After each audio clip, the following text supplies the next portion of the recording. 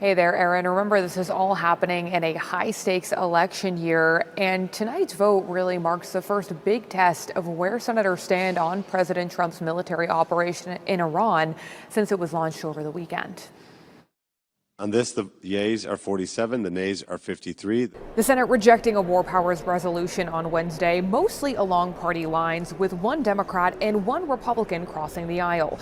The measure sought to block further American strikes on Iran without congressional approval.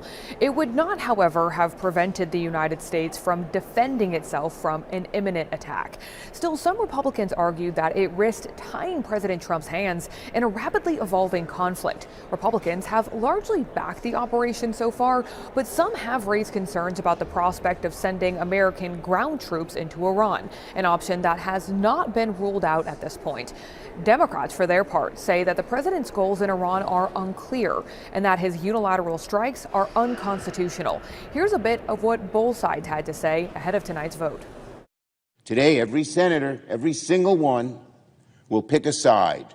Do you stand with the American people who are exhausted of forever wars in the Middle East, or stand with Donald Trump and Pete Hegseth as they bumble us headfirst into another war? It is wrong to vote to signal weakness to our enemies. It is wrong to vote to undermine our troops in combat. It is wrong to vote to undercut peace through strength. Now, we are expecting a similar vote in the House on this as early as tomorrow, but the bottom line here is that this faces an uphill battle in a Republican-led Congress, and even if it were to ultimately reach President Trump's desk, he would almost certainly veto it. Back to you, Erin.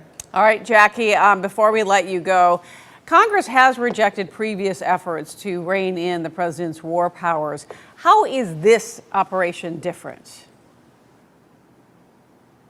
Yeah, Erin. So Congress also rejected war powers resolutions like this after President Trump ordered strikes on Iran last year, specifically at their nuclear facilities, and just earlier this year after he launched that military raid that led to the capture of Venezuela's leader, Nicolas Maduro. Now, this operation has a broader set of goals as the administration has outlined them, and also the timeline much more open-ended as this is actually ongoing as this vote was happening tonight on Capitol Hill. The administration has said that this could span several weeks, perhaps 8, the Pentagon said earlier, maybe shorter, maybe longer.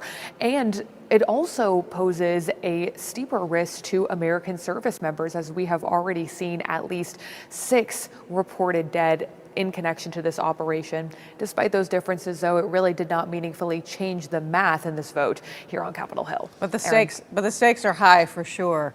All right, Jackie DeFusco, thank you, reporting live for us from Washington.